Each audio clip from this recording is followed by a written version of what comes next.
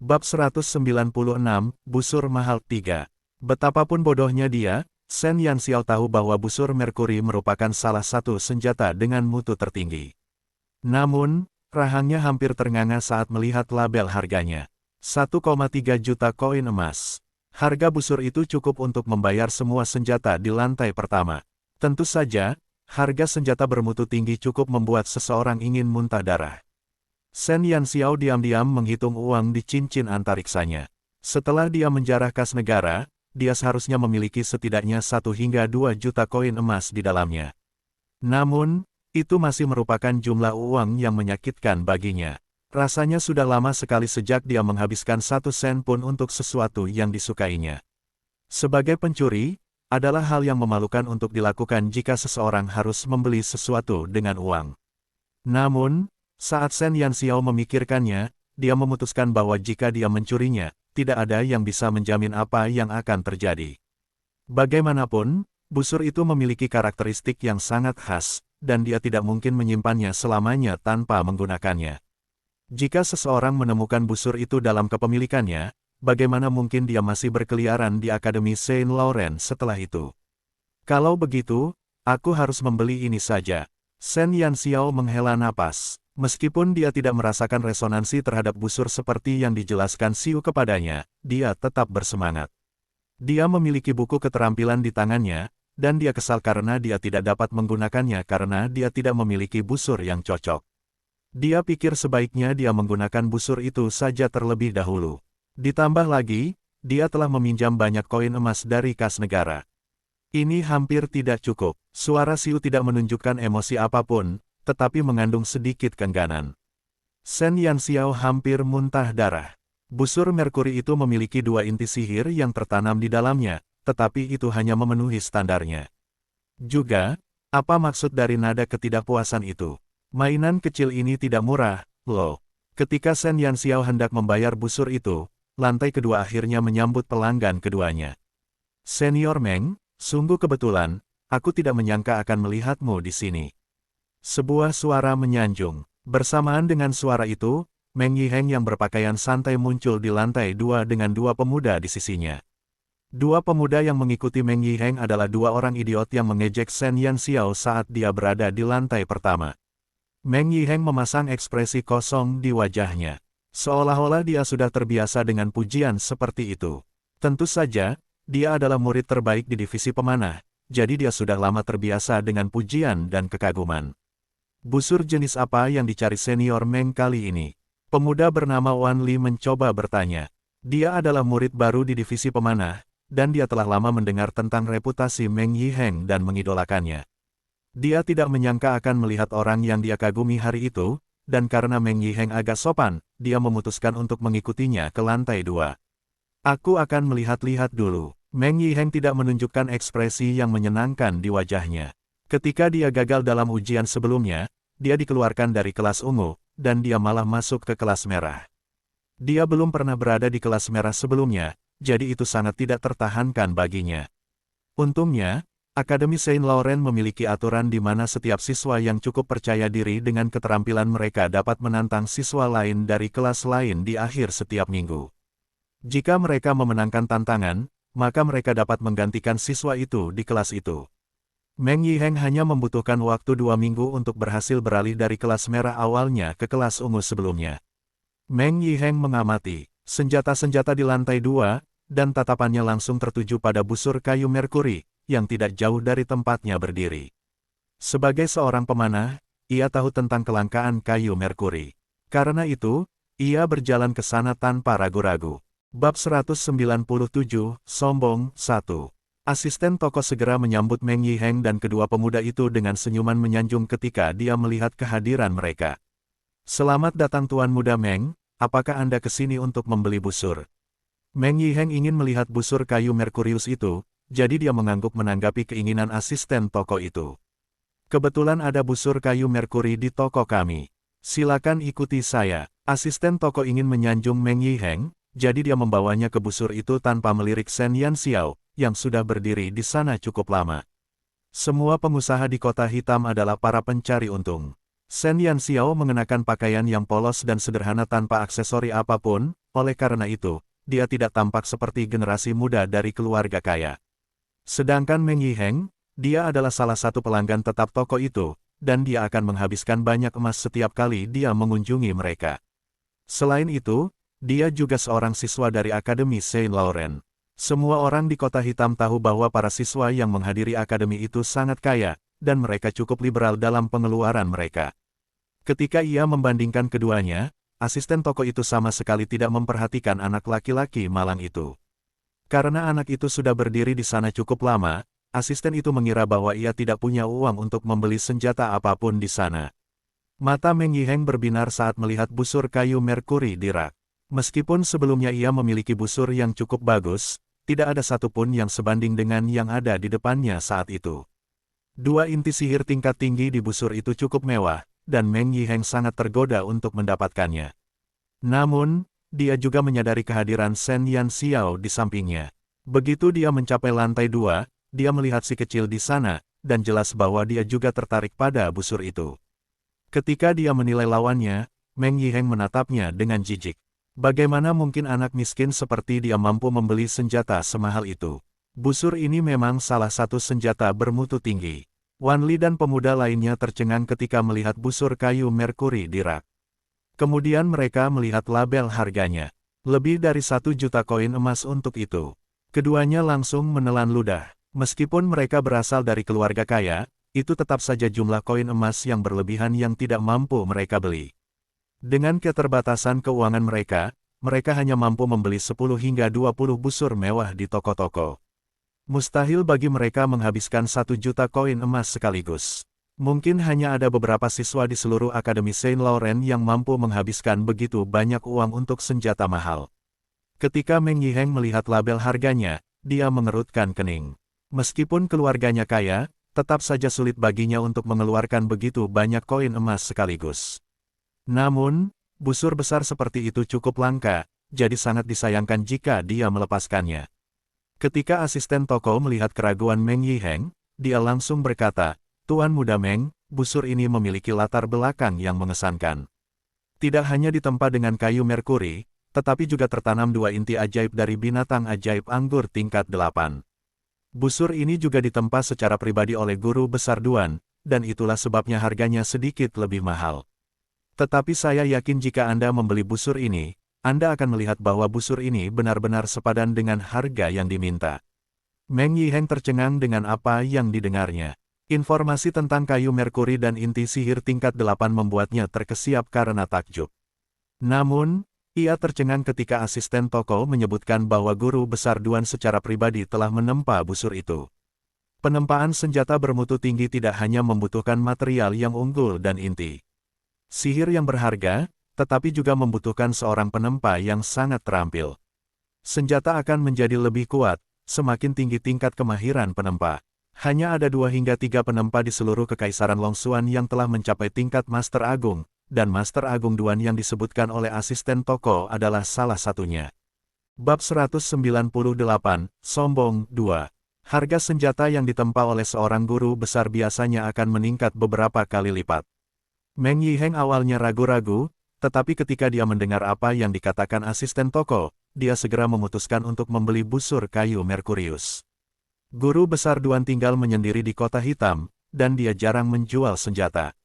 Seseorang hanya bisa mendapatkan salah satu senjatanya dengan keberuntungan, dan bukan dengan mencarinya. "Aku ingin busur ini." Meng Yiheng menggertakkan giginya dan memutuskan untuk membelinya. Meskipun busur itu bagus, harganya yang mahal membuat para pelanggan terkejut, dan toko itu sudah tidak dapat menjualnya selama beberapa bulan. Akhirnya, dengan susah payah, seorang peminat datang, dan asisten toko itu ingin sekali menjualnya. Saat semua orang merasa puas dengan hasil penjualan, seorang pelanggan yang terabaikan akhirnya angkat bicara. "Aku melihat busur ini terlebih dahulu." Shen Yanxiao kesal. Dia tenggelam dalam pikirannya sendiri, dan seseorang tiba-tiba muncul untuk merebut apa yang diinginkannya. Lagi pula, apakah asisten toko itu buta? Dia telah lama menatap busur itu, tetapi dia bahkan tidak memperhatikannya. Namun, saat Meng Yiheng datang, dia bahkan tidak perlu banyak bicara, namun dia berhasil merebut benda yang sangat disukainya. Mereka berempat tercengang ketika Shen Yanxiao yang sangat terabaikan itu angkat bicara. Meng Yiheng mengerutkan kening. Ia menatap si kecil, yang tampaknya tidak mampu membeli busur itu, dan ia pun kesal. Siapakah si kecil yang berani melawannya untuk sesuatu? Bibir asisten toko itu berkedut. Masalah macam apa yang coba ditimbulkan oleh pemuda itu? Dia melihatnya lebih dulu. Apakah dia punya uang untuk membeli busur itu? Kunjungi situs kami. Wan Li dan pemuda lainnya berkedip karena mereka tertegun sejenak. Tak lama kemudian, mereka tertawa terbahak-bahak. Hei anak kecil, bisakah kau berhenti bercanda? Kau melihat busur itu lebih dulu. Aku bahkan bisa mengatakan bahwa aku melihat semua senjata di sini lebih dulu. Ngomong-ngomong, apakah kau mampu membelinya? Busur ini harganya lebih dari 1 juta koin emas, bukan 100 koin emas. Karena kau bilang kau melihatnya lebih dulu, maka keluarkan uang untuk membayarnya. Wan Li berpikir bahwa ia akan tertawa terbahak-bahak. Anak itu tampaknya tidak mampu membeli 700 koin emas untuk busur sebelumnya, dan kemudian ia berani mengatakan bahwa ia menyukai busur kayu merkuri. Itu pasti lelucon. Dia mungkin bahkan tidak punya 100 koin emas, apalagi 1 juta. Kau menggigit lebih dari yang bisa kau kunyah, kata pemuda lainnya sambil mencibir kasar. Shen Yanxiao melirik Wan Li yang sinis dan memutuskan bahwa dia sedang tidak ingin berbicara dengan orang bodoh. Itu adalah busur yang bagus, tetapi dia ragu untuk membelinya karena tidak cocok dengannya. Akan tetapi, jelas bahwa akan sulit untuk menemukan busur yang cocok dengannya, dan dia ingin sekali melatih keterampilannya. Jadi, dia memutuskan untuk membeli busur kayu Merkurius untuk sementara waktu sampai dia dapat menemukan yang lebih baik.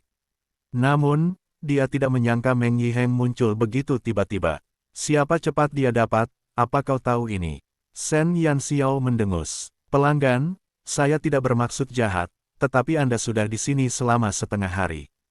Jika Anda benar-benar ingin membeli busur ini, silakan lakukan pembayaran terlebih dahulu. Jika tidak, jika Anda hanya berdiri di sini tanpa membayar, jangan bilang Anda tidak mengizinkan kami melakukan penjualan. Asisten toko itu tidak senang dengan masalah yang akan ditimbulkan anak itu. Dia hendak menjual busur itu, jadi mengapa anak kecil itu harus mengganggu transaksi mereka? Benar sekali, kalau kau ingin mendapatkannya, keluarkan saja uangnya. Wan Li mencibir, anak kecil itu tampak lebih miskin darinya. Tidak mungkin dia mampu membeli busur semahal itu, tetapi dia masih berani mengatakan bahwa dia telah melihatnya terlebih dahulu. Tepat saat Shen Yanxiao hendak menyampaikan argumennya, Xiu tiba-tiba berkata, lupakan saja sampah yang rusak itu. Jalanlah ke arah timur laut toko. Aku bisa merasakan sesuatu yang baik di sana. Bab 199, Sombong 3. Shen Yanxiao tidak meragukan kata-katanya dan berjalan menuju ke arah yang disebutkan Xiu. Wan Li dan temannya langsung mengejek saat Shen Yanxiao pergi tanpa bersuara. Dia berkata, sudah kuduga, anak malang itu tidak mampu membeli busur semahal itu, tetapi dia masih ingin mempermalukan dirinya sendiri. Apakah orang seperti dia layak menggunakan busur sebagus itu? Lihat, saat waktunya mengeluarkan uang, dia pergi dengan hati nurani yang bersalah. Orang yang tidak tahu malu. Saat dia berbicara, Wan Li tersenyum dan menatap Meng Yiheng.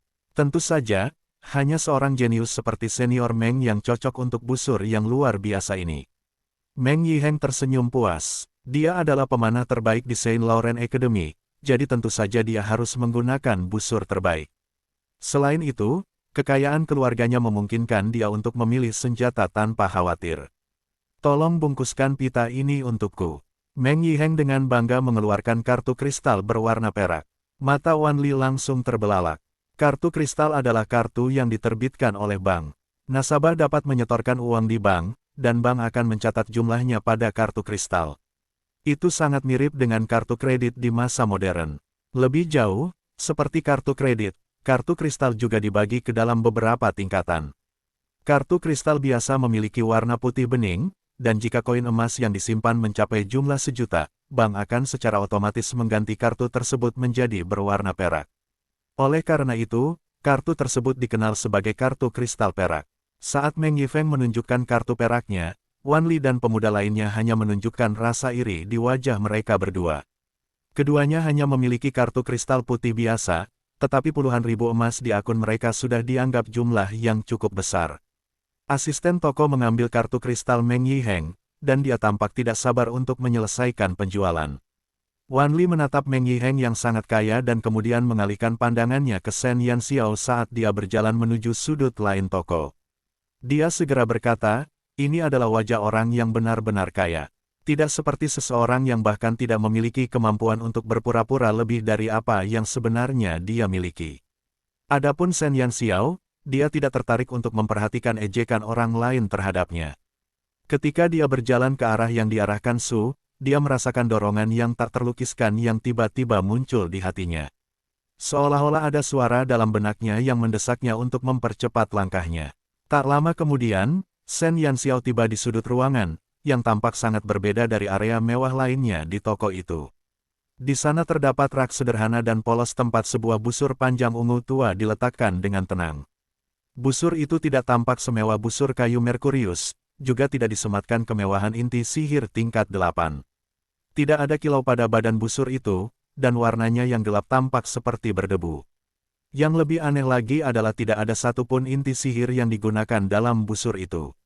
Dapat dikatakan bahwa itu hanyalah senjata yang setengah jadi.